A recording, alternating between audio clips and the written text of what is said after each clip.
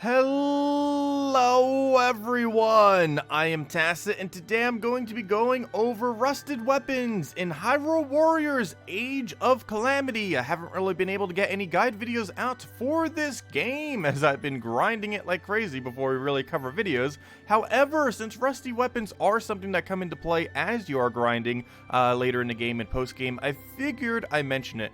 One thing to note about this guide, however, is it will be briefly mentioning some things in post-game, as well as indirectly showing most of the characters in the game, as we have to menu through to see it. So if you are still trying to avoid spoilers for the game, you may want to wait a little while before watching this video and at least have the main storyline done. So just a fair warning on that. But anyways, rusted weapons, these are basically random drop weapons. They are primarily obtained, or at least most effectively, from blood moons after post-game.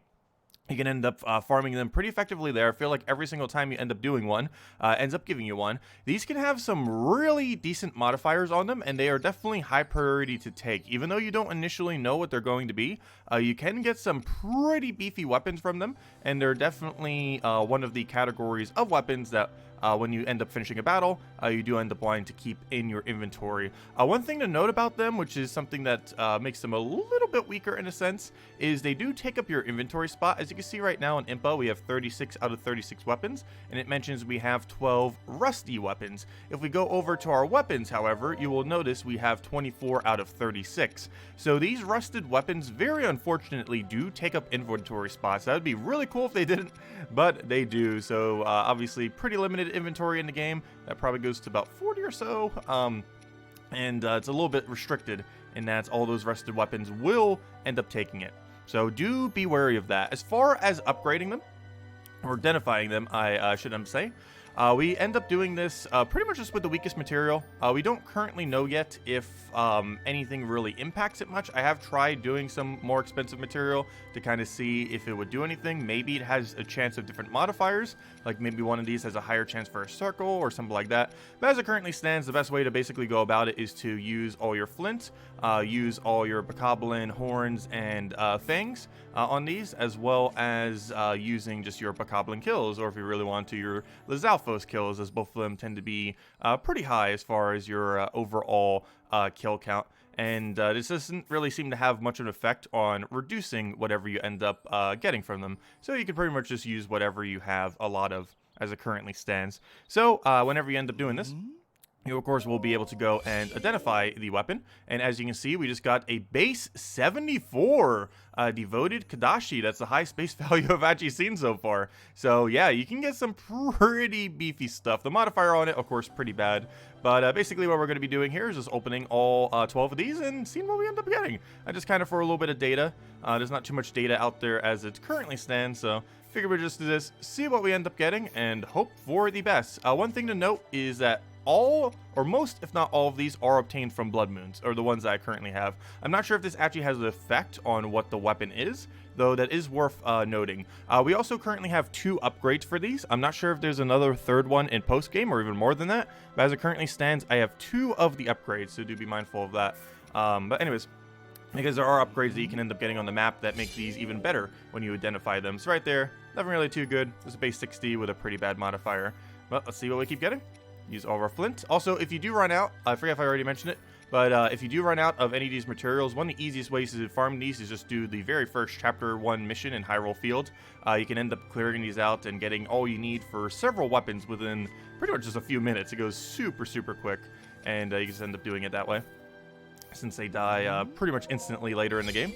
And right here, not anything too good. There's a little bit of a EXP gain right there, which only on the plus modifier, not really going to be able to do much. EXP in general won't really do much just because of the capping and the fact that you could just use rubies to level them up. EXP, pretty underwhelming stats effect as it currently stands, and we'll keep standing because once you have everything max level, there's not really much of a point beyond then to really have EXP. So right now we're getting a lot of pretty bad drops.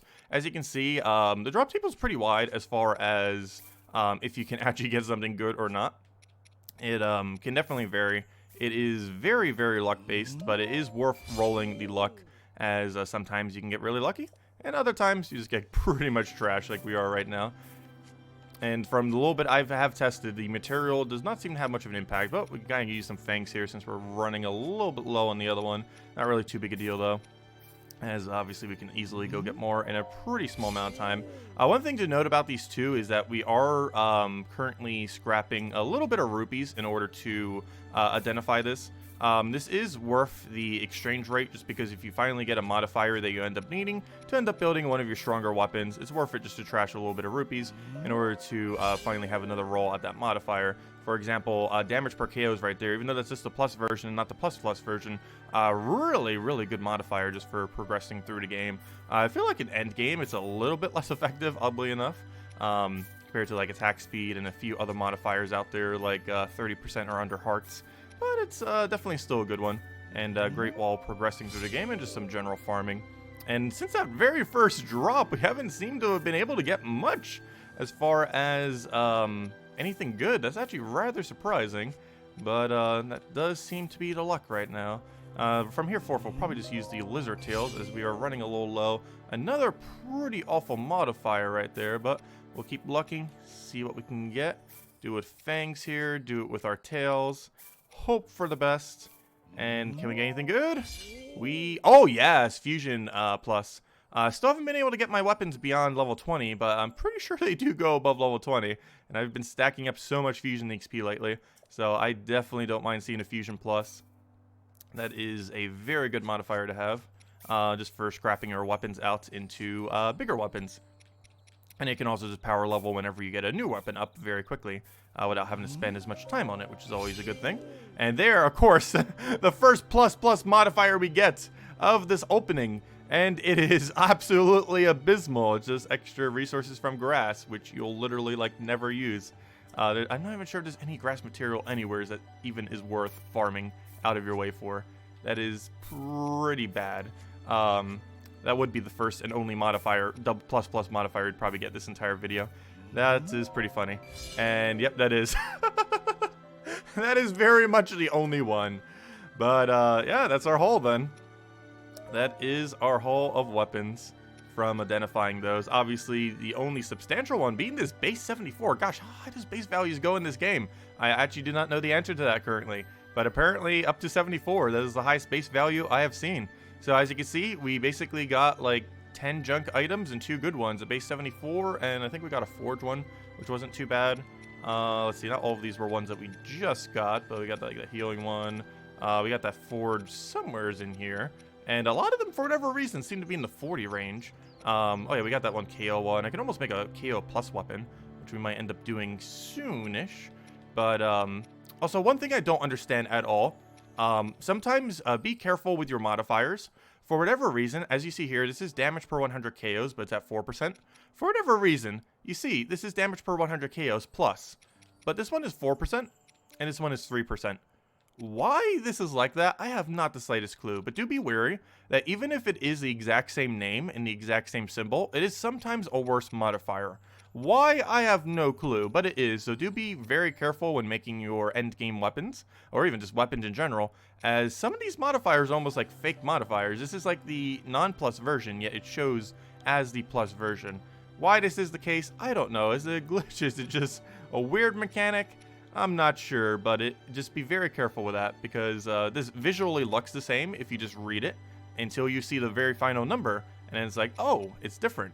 You might even want to check modifiers by putting a forged weapon over top of it, or like a really high of a similar shape. Let's see, do I have like a, yeah, for example, oh yeah, I can't do that because I currently have it locked and everything. But if you put like a shape over top of something, you kind of see if it is a real one. Do you have a good example of that? Let's see. So one way that you can actually kind of check those too, though I believe they visually show it like every single time. So let's see, this is currently a square. So that's something I'm just trashing. I just didn't have a forged weapon. So for example, if I wanted to test another square, like let's say this attack speed plus, I'm not sure if it's a real attack speed plus, we could always just go upgrade it, see, and then it's like, oh, it goes up to 5%. Okay, it's a real one. So you can kind of check it that way. I'm not sure if any of them are kind of hidden like that. I believe most of them, if they are weaker, they show it immediately that they are weaker. and you don't have to check it that way, but just in case, always worth doing before you make your really good weapons. But anyways, that's basically it. We got a 74 base weapon and a couple okay modifiers. I do personally still feel like this is worth doing. It does eat through a little bit of rupees, but the chance of actually getting something good is worth compared to just scrapping everything out. It's definitely second priority. Obviously, the highest priority whenever you're doing a Blood Moon is to take the stuff that you know 100% is actually good. However, I do believe it is 100% worth it to always risk going for the rusted weapons and just see what we get. Roll the luck and hope that you get something like this, and hopefully be able to use it for a good weapon up into the future. But anyways, guys, I'll cover this brief little video on rusted weapons. I will be covering quite a bit more on Age of Calamity going forward. I'm just trying to grind it out so that we actually have enough info to really go over much of stuff, as I'm still kind of in the end game, kind of completing out a couple of various things. But anyways, guys, I will catch you all later. Thank you all so much for watching. If you have any questions below, feel free to leave them, and I will catch you guys later. Goodbye, everyone.